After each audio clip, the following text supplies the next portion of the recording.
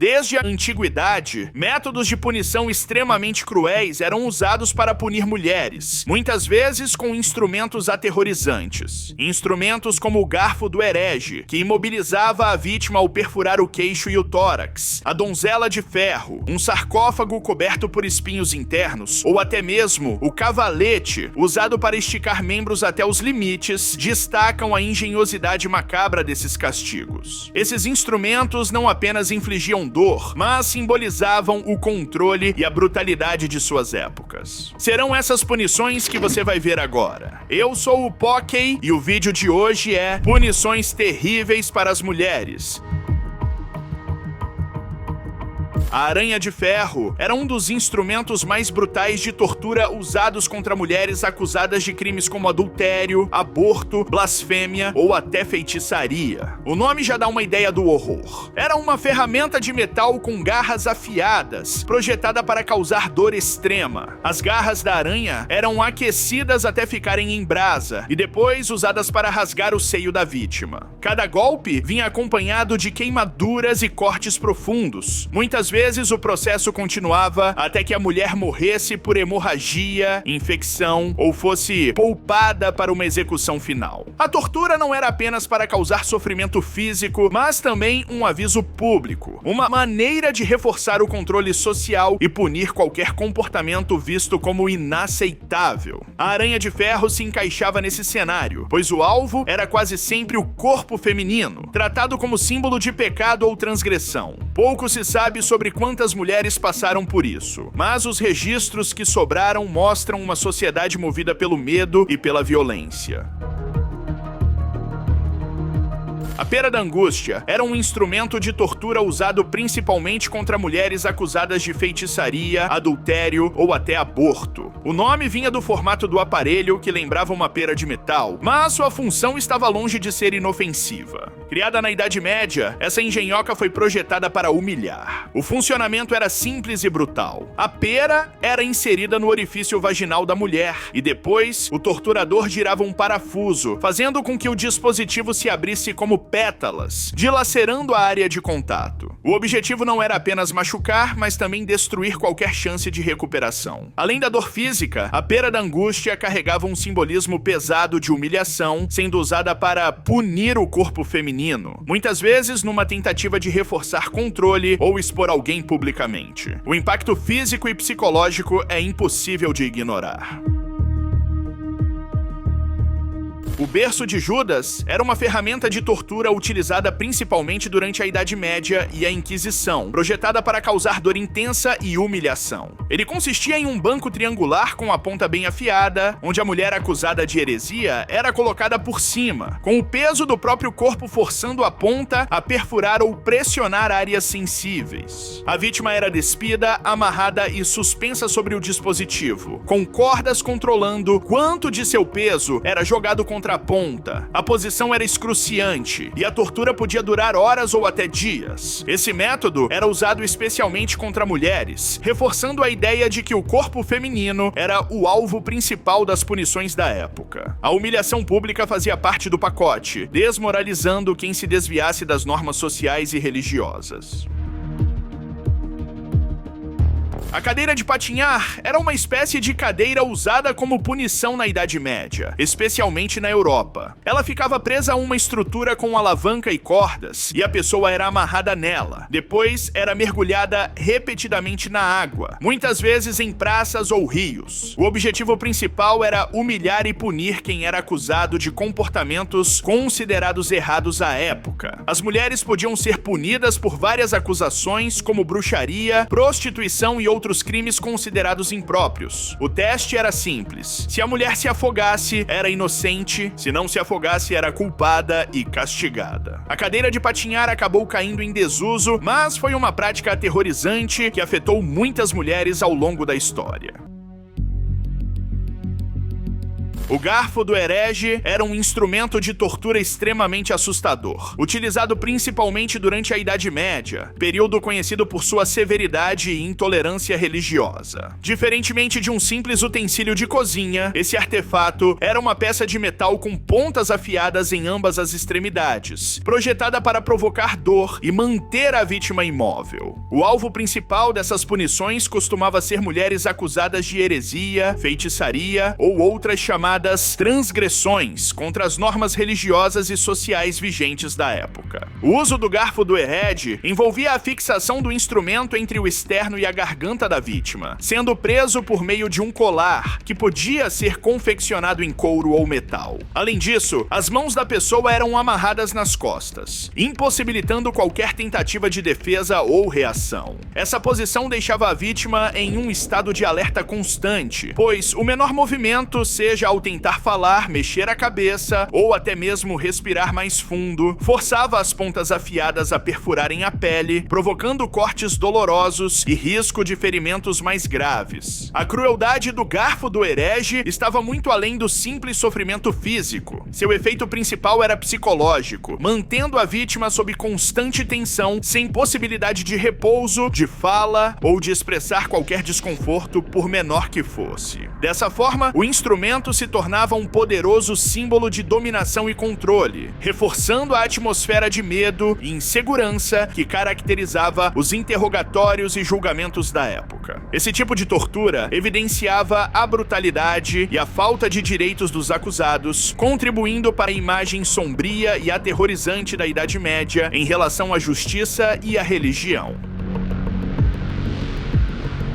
A mordaça de Scoldas, também conhecida como Scoldsbrindle, era uma ferramenta de tortura com foco especial em mulheres consideradas problemáticas. O termo Scoldas vinha para descrever mulheres que falavam demais, questionavam a autoridade ou eram vistas como briguentas. Desafiar normas sociais ou incomodar alguém poderoso poderia levar a esse castigo. A mordaça era uma estrutura de metal que se encaixava na cabeça, parecendo um capacete com uma lâmina interna que pressionava a língua, impedindo a fala. O desconforto era extremo. Além disso, muitas mulheres eram obrigadas a andar pelas ruas usando a mordaça, enquanto sinos presos nela faziam barulho, atraindo ainda mais atenção e zombaria pública. Era uma forma de silenciar e humilhar, deixando claro que expressar opiniões ou se comportar fora do padrão podia ter consequências dolorosas.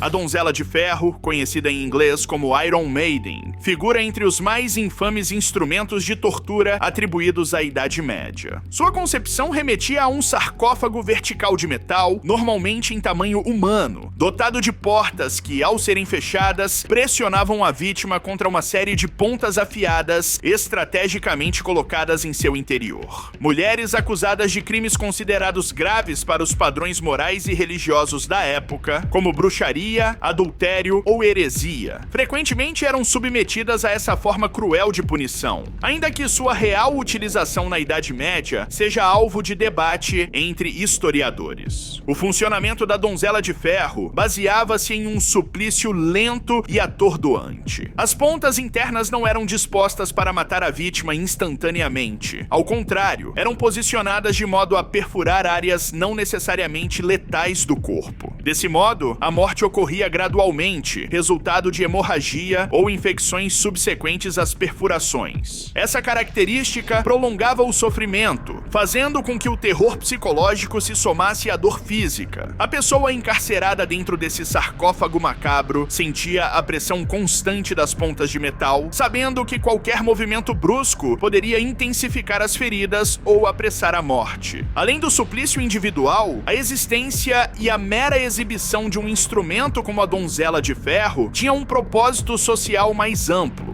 O temor que sua presença inspirava operava como uma ferramenta de controle, desestimulando questionamentos e rebeldias contra as normas vigentes. A visão desse artefato funcionava assim, como um lembrete inquietante e permanentemente presente. A punição por desafiar as convenções religiosas, morais ou sociais da época podia ser não apenas inevitável, mas marcada por um sofrimento lento, implacável e aterrorizante. O serrote era uma técnica de tortura absolutamente desumana e brutal, usada para infligir sofrimento extremo. A vítima era pendurada de cabeça para baixo, o que não era por acaso. Essa posição fazia com que o sangue se acumulasse no cérebro, garantindo que a pessoa permanecesse consciente por mais tempo durante o procedimento aterrorizante. A serragem começava pela virilha, um ponto deliberadamente escolhido para maximizar a dor e o horror. 2 carrascos eram responsáveis por manusear o serrote, trabalhando de forma lenta e metódica. O ritmo controlado não era apenas por necessidade, mas também por crueldade, já que prolongava ao máximo a agonia da vítima. Em algumas situações, a tortura sequer era levada até o fim. Os algozes paravam antes de alcançar o peito, permitindo que a pessoa agonizasse por horas até a morte inevitável. A brutalidade não se limitava à dor física. O impacto psicológico era devastador, tanto para a vítima quanto para quem presenciava a cena. Esses atos não serviam apenas para punir, mas também para espalhar medo e humilhação, funcionando como uma demonstração pública de poder e controle. A vítima era transformada em um espetáculo macabro, reforçando o clima de terror que envolvia esses eventos. O cavalete, também conhecido como hack, era muito usado durante a Inquisição, e muitas mulheres acabavam caindo nas suas garras cruéis. Era uma estrutura de madeira com roldanas e cordas, onde a vítima era deitada de costas, pulsos e tornozelos presos. Ao girar as manivelas, braços e pernas eram esticados até os ossos deslocarem ou quebrarem. O sofrimento não era apenas físico, muitas vezes a tortura era usada para forçar confissões, especialmente contra mulheres acusadas de feitiçaria. Sobreviver ao cavalete não garantia o fim do tormento. Muitas ainda passavam por outras punições depois. Além da dor insana, o cavalete era um lembrete do poder das autoridades. A cadeira de ferro era feita para causar dor constante e sem alívio. Inteiramente de ferro, com pontas afiadas no assento, encosto e braços, a pessoa sentava, e era inevitável sofrer cortes profundos. Além disso, a cadeira era aquecida, fazendo a vítima literalmente assar viva. Às vezes, a pessoa era empurrada lentamente na direção do fogo, intensificando a agonia. A tortura podia durar horas ou mais, até que a mulher confessasse o que os torturadores queriam.